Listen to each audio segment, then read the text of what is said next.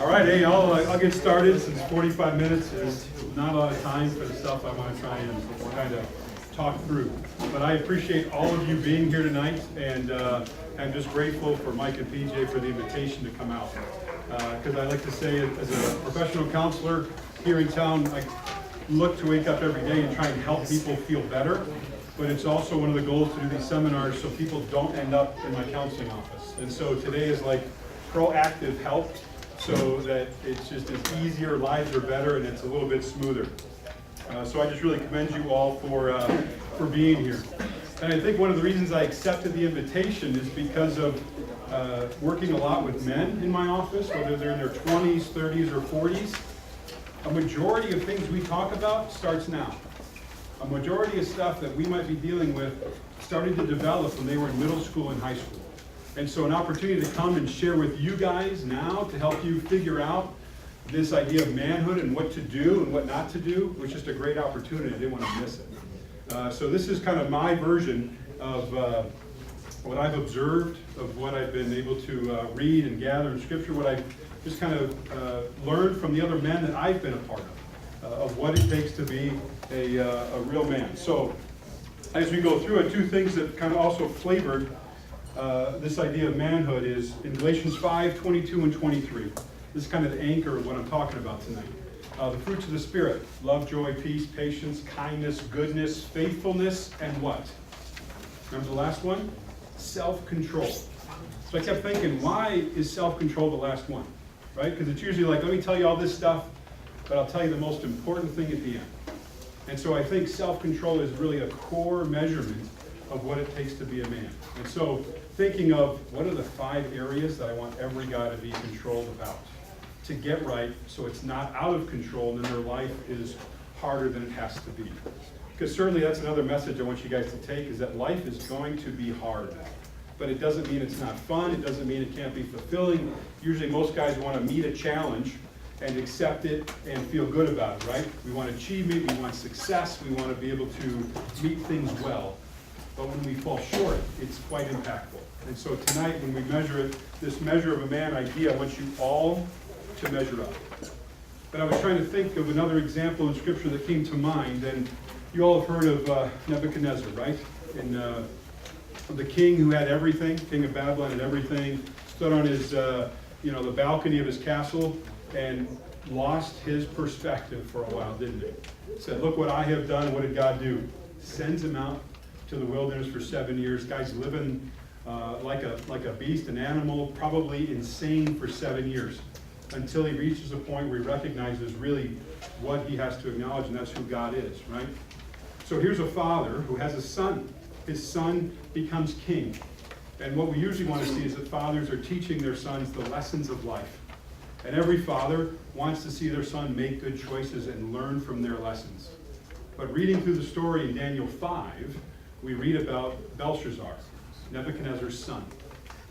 And if you remember your Sunday school class, if you've been there, do you remember the story about the writing on the wall? When Belshazzar is having this elaborate party, he's having women, he's drinking, he's inviting his friends, he's pulling all the gold and valuable things from the temple, just partying it up, and in the middle of the party, this hand appears on the wall and writes a message, writes an inscription. So we learn in Daniel chapter 5 that Daniel comes and he speaks, and he interprets this. And so I wanted to read that a little bit here. This is 22 through verse 27. But you, Belshazzar, his son, Nebuchadnezzar's son, have not humbled yourself, though you knew all this. He knew his dad's story.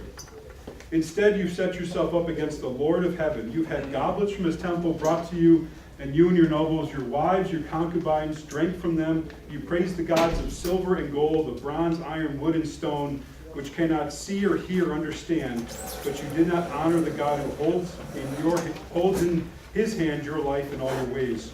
Therefore, he sent the hand that wrote the inscription. And what was the inscription? This word. Now, I say it as tekel. Don't ask me to speak in Hebrew or anything else, right? We kind of read that and we think tekel. What does it mean? Daniel interprets it. He says, you have been weighed on the scales and found wanting. Now, which man in this room wants to be told that by God? Right? Because of actions, because of things in your life that have not worked. So when I read that inscription and I hear it, I don't want anybody to be weighed on the scales and found wanting, meaning we didn't reach that full manhood that God calls us to reach and to do. So tonight, that's kind of the backbone of what we'll be talking about. And anytime I do speaking, I like to have a handout, so you all have that.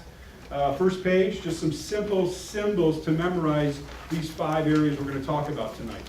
Okay? So we touch on it now real briefly. First one on the top, you've all seen that Progressive commercial? You recognize the screenshot from it?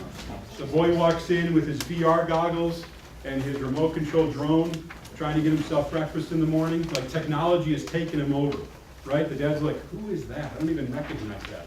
So area number 1 we'll talk about, self-control with technology, okay? Second area we'll get to, that blue symbol, it's the male sex symbol. It just talks about sexuality. We'll talk about sexuality and sexual integrity tonight, all right? Third one, if you've seen that Inside Out movie, that Disney movie that came out about 6 years ago, everybody loved this character, the angry guy. He just looks for an excuse to get angry, blows his lid off. It's a great humorous episode and everything else, but it makes light of. So it's an imagination. It's a representation of what I don't want you guys to do, what we shouldn't do as men. Bottom left, isolation. Okay, just a simple picture. We talk about relationships and how important it is to be connected with other people and to do it in healthy ways. And the fifth one, do I even need to introduce that one? Right? You all know who that is? Okay? And Ninja, we're talking about performance and perfection. Okay? Because I highly doubt anybody in this room is going to be making hundreds of thousands of dollars a year playing Fortnite in their parents' house. But he's the perfect player, correct? So it's just a reminder of that face about having the right goals and right balance. So look, let's dive into it, okay? Second page, technology. Let's talk about that. We want to self-control these areas, not to make it hard. Why don't you, yeah, go ahead. Are there some in the back? Yeah. Yeah, there's some in the back. There's quite a few people I think who don't have. Yeah, make sure you've got it. Feel free. You got a pen from Mike. Feel free to take notes if you need it. Hey, feel free to ask questions if you need to tonight. All right? But I want to do a little list. Tell me all the devices that you can use technology on. Phone. Okay? Xbox. Xbox. What else? Tablet. And no Computer. Okay? TVs, right? How about this? Fridges. Have you guys been in Lowe's lately? Have you seen the fridges on front that give you the TV built into the door? Like, are we really that far away from a TV that we need to stand in front of the fridge and have it wirelessly connected in order to tell us what's inside the fridge, but also to know what we're missing from the TV 3 feet away? Okay? These are all things. I'm sure there's more, right? But everything is smart these days. It's really easy to get lost in it. Okay? So the first thing we have to learn is that with all these things about technology consuming our time is that we can't get lost in it. We can't have this idea of anonymity, all right? We have to have accountability versus secrecy. That everything we do online is going to catch up with us. Trust me. There's been more than enough men of any age, young men, young adults, men who come in and say, guess what got found out? Whatever it may be. Whether it's cost them a relationship, it's cost them their family, it's cost them their job, okay? Nothing is kept secret in this day and age, right? You've all heard it at school in your technology safety classes, everything else, the police department talks about it. There's always an opportunity. Everything is eventually found out. Even Scripture speaks to that as well. It says everything will be laid bare before him who we have to give account. That all of our actions will be laid bare before God, before the church, those kind of things. So we don't want to fall short in this area of secrecy with technology. How about healthy versus unhealthy? It is so easy to get caught up in the technology and lose time. How often have you guys sat down and said, I'm just going to play Xbox for an hour, and suddenly it's 3 hours later, right? I'm just going to watch one episode on Netflix, and then 6 episodes later. Okay? Or I'm just going to read this one news article on my phone, and suddenly I'm 10 minutes late to where I wanted to go, and I just wanted to do something. You can sense how easily it is that technology pulls us down and we lose a sense of time. especially when you don't have a purpose to be on technology. I love all of these things. I would probably have a TV with, in a fridge. Why not? It'd be pretty convenient. All of these are in my house. It's welcome. It's great to have. But when it's under control, it's much better. When it's out of control, it just chews us up and spits us out. Complementary versus central. Does it control you or do you control it? What are you thinking about as you go through the day? All right? Last study I heard was people check their phones 300 times a day. What if you did something else with that 300 minutes? Or that 300 seconds. There's other ways to improve it. You can see how technology, if it's not controlled, sucks up your time, takes you away, distracts you. It's like a wonderful distraction. If any of you have ADHD, you know what it's like when it's hard to grab these thoughts that are going everywhere and you can't focus and you're frustrated and you can't do well in your grades or your studies or whatever else. Technology, it's out of control, is the same thing. Like if I was talking in this room and there were 400 red balloons floating around in here. How easy would it be to focus on me? Technology is the same thing when it's not kept under control. And then just echoing it again, careful consideration versus always click yes. Okay, there's always a trail to follow.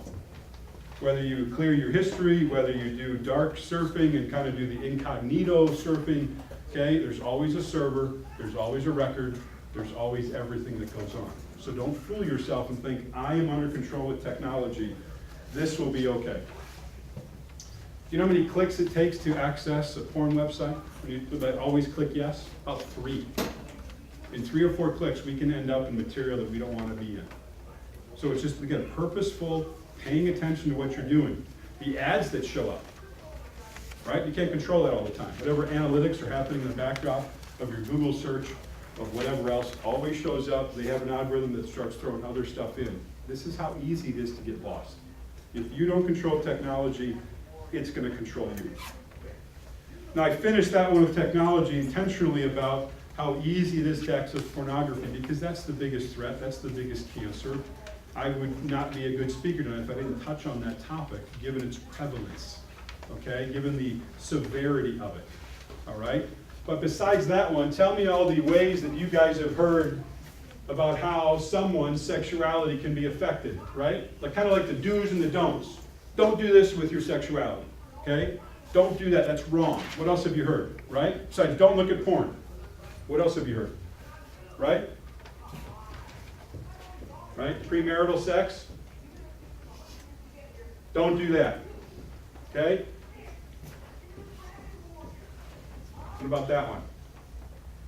Do images ever disappear? No. You send something, someone says something to you. This gets really funky, right? You send something, or girl sends something to you, what do you start dabbling in? If you have a picture of somebody's naked body and you're under the age of 18 and so is she, what are you carrying with you? Child pornography. Child pornography. The laws haven't quite caught up with that yet because technology has just taken off. But if there's an interesting DA or somebody else, they technically have it right. That you have a picture of a minor in a pornographic position, which is illegal. It's not the scary 60-year-old guys who've been in their basement cataloging images that we always see on the news, okay? This is a killer. This is a killer here, right? What are some other things? What are some other ways that your sexuality can be impacted, right? This one guys don't talk about very much. Assault. Somebody, usually maybe in the girls, for girls only seminar, they're talking about rape, assault, and molestation. Okay, the numbers are at least 2 to 3 times higher for girls to go through something. Okay, not usually by a family member, by somebody close though, a family friend, step parent, something else. Those kind of close associations. But it doesn't mean that boys aren't affected by it. Particularly when, say, an older parent, older brother, older uncle, older cousin is consumed in this, they tend to act it out. Chances are, in a church like this or a youth group like this on a Wednesday night, there's a percentage of boys who are dealing with the impact of this, okay? So this is tough. This can really mess up someone's sexuality. And it's okay, it happens. We live in a broken world. All this stuff can be fixed and understood, but these are messages that are always being sent. Another one that can easily consume and cause problems, okay? Masturbation, the thing no one wants to talk about because nobody ever does it. Okay? The number of people I've talked to get consumed by this and they can't focus because all they think about is when can I get that next release? When can I find a few minutes by myself in my car on the way to work or school, or if I can just get into that extra empty room, or if I can do something else. All of these have potential to consume somebody. All of these have potential to really take away your focus and your ability as a man to function, to think right, and to be able to handle things well. So there's more. These are probably just the big 5 or 6 that I'm quite certain affect the majority of men and young boys. So let's talk about what is self-inflicted versus externally inflicted pains, right? 3 clicks, you can get into porn even if you don't want to. Most guys get exposed to pornography by somebody else. Hey, check this out on my phone. I once took a 15-hour flight to Australia 10 years ago, and what did the guy in the computer in the seat next to me have? His laptop open with all the pictures of his girlfriend. Hey, want to see? Okay, I'm on a flight to Australia. Can't go anywhere. I'm stuck next to this guy. Not by my choice. I wasn't going to look for it. Turn my baseball cap down, try and take a nap. You know, you don't have to look for it. Someone's going to present it to you. Are you ready to say no? Are you ready to deal with it? Because the problem with all of these, okay, whether it's porn, it's exciting. Fooling around with a girl, exciting. Looking at pictures you get to receive, exciting. Not exciting. Exciting to the person who's consumed by this. This is awful. It's exciting for about, what, 15 seconds. And then people feel terrible afterwards. Because, I did it again. I'm stuck. I can't break free from this. Okay? Patience versus quick, unsatisfying impact. All right, here's the phrase the counselors use, acting out. How easy it is to act out with all of this stuff. Again, technology is everywhere. Can we access porn and all this stuff? Sure. Everybody in this room can figure out how to get to stuff they shouldn't get to, right? We can get around servers, we can get around filters, we can get around anything we want if we have enough time and enough desire. That's how wicked these two work together. That's why these are being talked about in this talk tonight. What's influencing your thoughts? The third one there was sexuality. What is it you're thinking of? Okay? The truth is when your sexuality is out of control, meaning you can't focus on anything, then it starts to affect everything else. You can't have real conversations with girls. Right? Those are hard enough, are they not? How to engage a girl, how to have a conversation, how to be able to do that successfully. Imagine if all you can think about is how badly you want to have sex with her. All you can think about is what she looks like naked.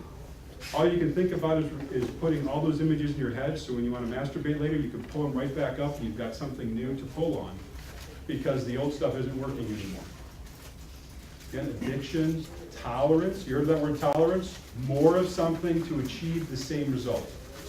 Technology and sexuality and the struggles of sexuality all work the same way. Okay? Last one, talking about that. Silence and isolation are powerful, not just with porn, but these other areas, right? Because who talks about it? All right, I'm not asking for shows of hands. Because no matter who I talked about this topic, no one wants to, you know, we said if we're going to come, anybody come who struggles with pornography, nobody would come. Right? It's just the way it works. It gets tied into these situations because it's embarrassing, because it makes us want to stay silent, it says, I can't get help. Nobody else has ever done this before. Nobody else has this much of a problem. Everyone's going to think I'm weird. Everyone's going to disown me. Those are the thoughts that go through the head that make sexuality, all these struggles, even worse. Okay? What about the third area? Something that can so easily get out of control. What are the best ways to show anger that you guys can think of? Yeah? Physical? How about swearing? Does anything feel more satisfying when you're angry than swearing? What are the other ways you show, right? Throwing things? Any others?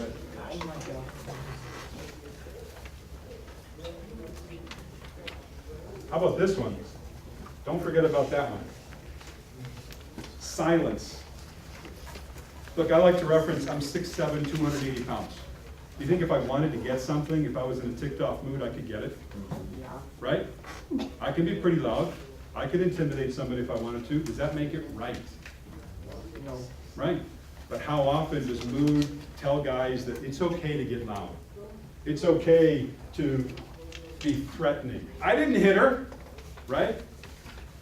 But I raised my arm, right? A threat, but I didn't hit her, right? All these lines that they draw, no. We didn't have sex. We did everything but intercourse, right? You draw lines and you think, what's okay? So, I didn't hit her, I just threatened her. Swearing, right? How intelligent does an F-bomb make you appear? But it's loud, it's disruptive, it lets people know what's going on.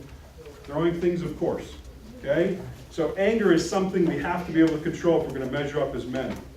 And just because it works doesn't mean it's okay. Anger's over the top, but it doesn't have to be. When you see someone's face, can't you kind of tell what they're going through? Right? The whole world of emojis exists because of this issue. What is the emoji that shows what I'm feeling right now?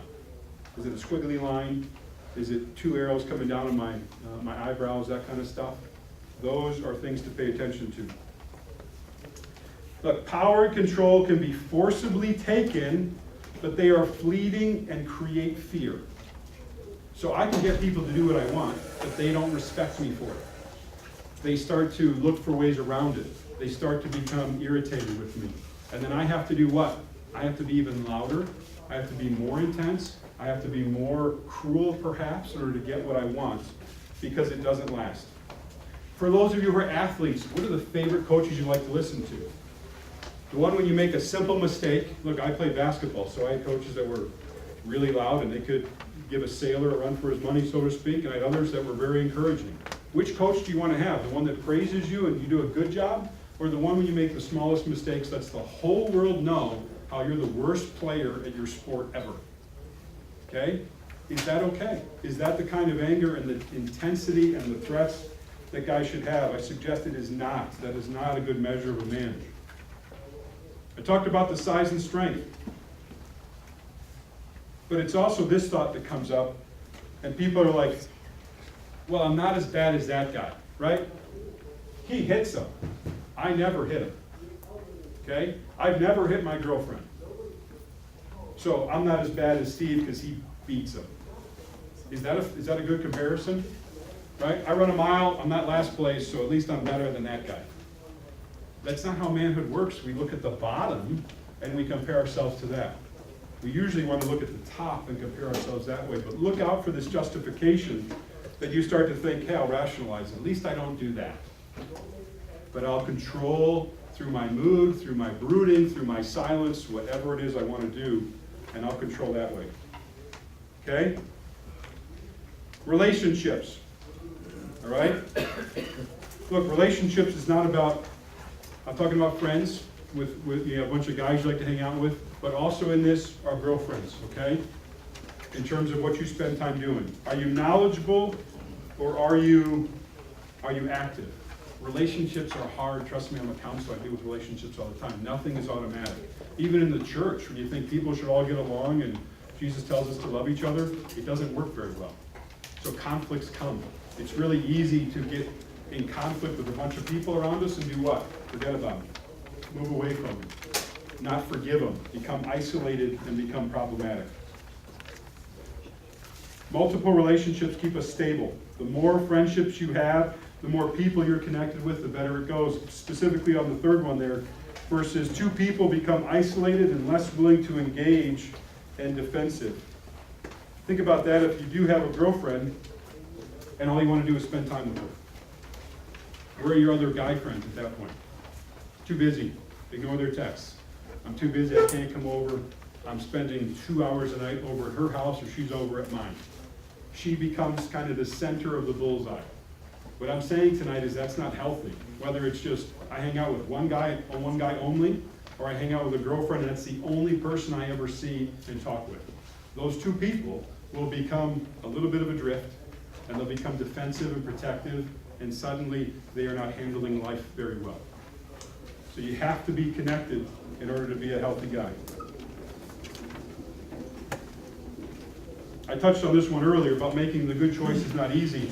It's hard to speak up on some of these. It's hard to resist and say that's enough for me to be able to do that, or to be like everyone else is swearing, I'm not going to do that. I might get made fun of.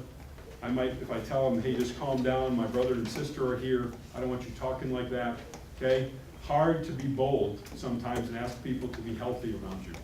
But that is going to be a good measure for you to be able to accomplish. Finally, this idea of performance, okay? Why don't you guys give me a list of all the things your parents, teachers, whatever, guardians, they tell you have to do every day. What are the things you guys have to accomplish besides 8 hours of school, right? So we have 8 hours of school, okay? Chores, sports, good. What's the other stuff? Right? If you want to get into good college, you got to do what? You study, okay? Volunteer, right? You all got to work for the Boys and Girls Club. Get that padded on that college resume. What else do you have to do? What else takes up your time? Right? Homework?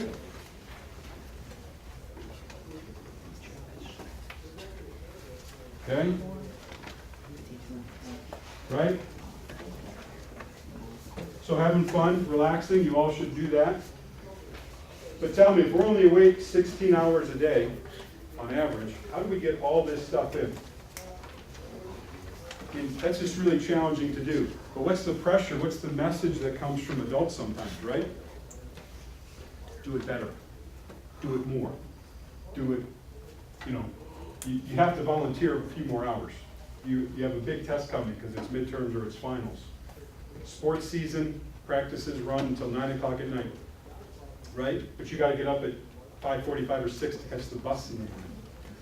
These are all challenges that start to take away from your ability to perform well. And here's the deal. You can't do all of this great, but either your own drive can make you do that I have to get A's or I am not good. I'm a failure. I have to always make my parents happy or else I will be a failure. I have to work a job, volunteer, and take care of my little siblings because my parents work 2 jobs, and I've got to do it all well. Okay? I'm giving you guys credit for all of this stuff you can do, but that pressure of performance will really consume and become difficult. So it's this phrase, wise people know their limits. It's okay to say no. It's okay to be like, this is all I can do. One sport is all I can do. I'm not going to be a 3-sport athlete. Right? Maybe it's this one. Remember all that technology, all those minutes? Maybe it's, I can't have fun today. Maybe it's planning your study and your homework better. All of those things are going to come into aspect. Now I know that people will set reasonable expectations for you. That you're only good enough if you get A's or you succeed. You're only good enough if everybody likes you. You're only good enough if you never make a mistake. Okay? These are all the messages that can easily wear down a guy where he starts to doubt himself. He starts to wonder, will I ever measure up? It's pointless. It's fruitless. What happens if someone believes they're not going to be successful? Do they keep trying? They quit. They quit a team. They back out. Maybe they default to anger and they just start lashing out at people. Maybe they default to technology. I'm just going to disappear. You see how all these areas work together? In fact, if I wanted to destroy somebody's life, I would make sure these 5 areas are out of control because they'd be no threat to anybody. They wouldn't have a chance to be successful in life. I know it's a big statement, but if they can't do anything in life without technology, meaning they have no face-to-face social skills, they're not going to engage anybody or ask for help. If their sexuality, whatever happened to them by choice or somebody else's, if they're so full of this behavior and this consuming thought and shame and guilt, they're never going to raise their head. See from boyfriends, is incredibly popular. Because guys don't know how to deal with girls because they haven't built those social skills, so they rule that relationship through moodiness. Okay, the number of young women or teenage girls that have said, I'm here because he said if I don't tell him I love him, or I'm not over to his house, or I don't do something sexually with him, he will kill himself. Now that's pure manipulation at that point. But that is what anger leads people to, because they're so isolated, like that picture on that first page. They're so isolated, all they can do is get really dramatic in order to force people to be with them. That's a red flag. And finally, when you're so stuck in performance-based thinking, and you're just trying to think of the perfect scenario to get out of this, the perfect scenario to please your parents, the perfect scenario to fix all your missing assignments, you get frozen in thought, right? What's this phrase you probably heard from other people? Paralysis of analysis. And you can't do anything. That comes when you're overwhelmed and you haven't been able to deal with it. Second point I want to make in order to help out your friends who are here, do you have the courage to speak up or intervene? Instead of participating when you're invited to watch the pornographic material, do you speak up and say, man, we should stop that?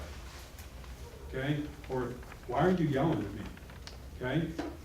Or why are you saying no to fun and all you're doing is studying and you're just backing out of everything else?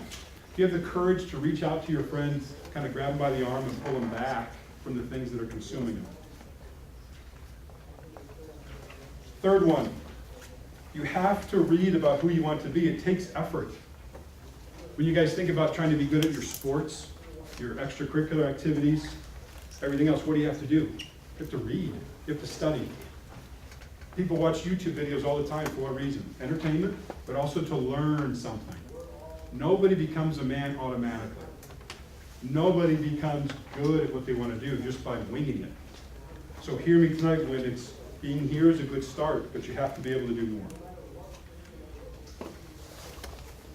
And a key point here, I'll teach you a new word, emasculates. A lack of self-control in any one of these 5 areas emasculates men not to measure up. Emasculates men is basically saying you become effeminate. You become like a woman because you can't do these things. Now, no guy wants to be told that, right? Just because it's built into us. It's built into us to be this guy who's tough and strong. But if you don't get these areas right, you can't function, you can't speak, you can't ask for help, you can't deal with people, you tend to be by yourself, you tend to be quiet, you tend to be weak. So you're emasculated. You're the opposite of what a man should be. You clearly do not measure up. In this case, you get all these wrong, you'll be found wanting on the scales. So how do we do this? How do we do it right? Please pursue these with determination. Okay? 4 most important points tonight. Number 1, bring the right emotion to bear at the right time. Fancy way of saying you have to make good choices with your emotions. Okay? It's not okay to be out of control. It's not okay to just tolerate being sad all the time. It's not okay to be angry all the time. And you have to know how to engage other people. A real man knows how to enter into a situation, kind of read the room, and know how to match it. As an example, you like say it's youth ministry volunteer night, right? We want you all to go serve at the children's nursery on a Sunday morning. What do you have to do to go in there and be effective? You have to be quieter. You have to be more gentle. You have to maybe get on your knees. You have to watch your voice. Okay, you walk into that room, emotional awareness says, I have to adapt what I'm doing. You walk into a room with a bunch of guys cheering for the Super Bowl, you have to be meek and quiet and reserved? Or can you be loud and boisterous, right? Read the room. Read the people you're around. Know what they need from you. Walk in a room full of girls who are hesitant. Do you walk in all cocky and masculine? Or do you have to come in and be humble and know how to read it? That's a real measure of a man, to be able to read the room. It's a skill that you guys will have to get better at. Second, accountability for your time, energy, and priorities. Don't lie to yourself. Be transparent. So, if you have technology, do you have a private password that nobody else knows? Somebody should know it. I tend to think it should be a parent, but if your parents don't do that, maybe a buddy. If you're all here in groups together, maybe it's somebody in your group that can be like, hey, can I see your phone? If someone asks to see your phone, tablet, or laptop and you freak out, do you think that's a sign that maybe something's going on that shouldn't be? It should be like, hey, look at it, okay? I can give you guys my phone, you can look at it, you can check out anything, and it's perfectly okay. I've been blessed to be a good friend of PJ's for a long time. He gets a report from my phone once a week, and he has for about 5 or 6 years. It's accountability, it's transparency. I don't ask people to do things I'm not willing to do. So every website I go to, everything I track, if anything is flagged, PJ gets a report. Transparency. Don't hide. Guys in silence, isolation, and not speaking to anybody are like the gazelle on National Geographic on the outside of the pack, and the lions are ready to pick them off. It's really easy, really easy. If you're not transparent with people, and you're not accountable for your time, energy, and priorities, you will not measure up. But if you get it right, you will be a man. Third one, clear priorities lead to firm decisions and effective action steps. You need to have a vision for what you want to do. Passivity, you guys know what that word means? Right? Laid back, I don't want to make any decisions, I'm only going to go with the flow.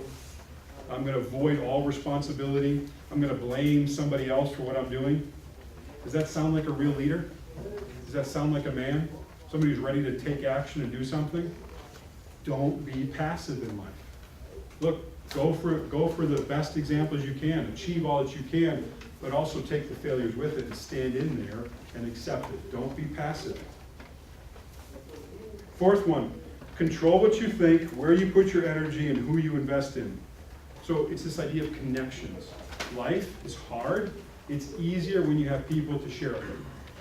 Whether that's a good friend, whether that's a mentor, all right?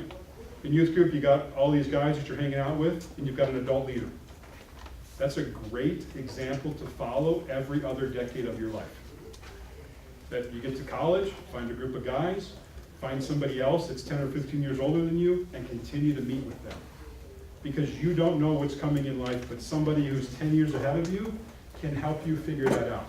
Connections will help life be easier and will help you not make decisions that hurt. Look, if you become an emasculated man, you want to quit in life. And that's, again, going back to the beginning of why I came. I don't want anybody to have to quit in life. Because I can't control technology, it controls me. Because I can't resist whatever this temptation is with my sexuality, and I can't stop acting out, and I can't do anything else. Okay? But I feel weak as a man. I feel feminine because I can't control my mood. I don't know how to engage people and meet them where they're at and ask for help.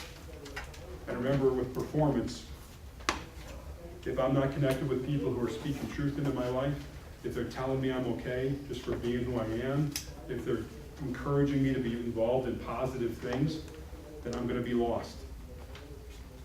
So look, these are my suggestions. In order to help with that, 2 other steps that you guys can take. And even though I've been talking fast and everything else, I think some of these are in the booklet you've been given. But Gary Chapman, Craig Gross, Steve Farrar, all the men in this room who are here investing on Wednesday nights with you guys, these are ways, just some practical ways to learn about being a man, because it's not automatic. Coming tonight is just the first step. All right? Coming tonight to hear me, maybe the second step is using some of those resources where you find them and you talk with somebody. But I also wanted to be specific too, and the last page of the handout is your own chance to be honest with yourself. So you turn to that page. I'm not asking you to do it now, but you could, because it's fresh on your mind. But sometime tonight, and maybe it's too hard to do when we're full of a room of however many guys are in here, 30 or 40. But can you look through this sheet and can you answer it? It's a scale, all right? So each of these areas, technology, sexuality, anger, relationships, performance. One side, you've got it controls me. I don't control it. Other side of the page, I control it. Where are you at? Do you control technology or does it control you? Are you somewhere in the middle? I'm not really sure. So please go through each of these areas and answer for yourself, where do I fall? With your sexuality. Some guys in here have zero problem with their sexuality. Praise God, that's great. Because that means life is going to be a little bit easier for you as you go forward. So maybe you circle, I have no problems. But some of you guys in this room, probably your parents have no idea about the amount of pornography you look at every day. And I'm telling you, 10 years from now, okay, 10, 15 years from now, when you can't stop, or you get caught at work, it's an automatic termination in most places when you get caught using their servers to look at adult material. Okay, when you can't stop, that's a problem. So answer it honestly. What about anger and mood? Do you have a filter for the words you say and the mood you demonstrate? Or can you control it? You might be on any part of these different scales. Relationships. Does anybody really know who you are? Are you connected with anybody? Do you reach out to anybody on a weekend?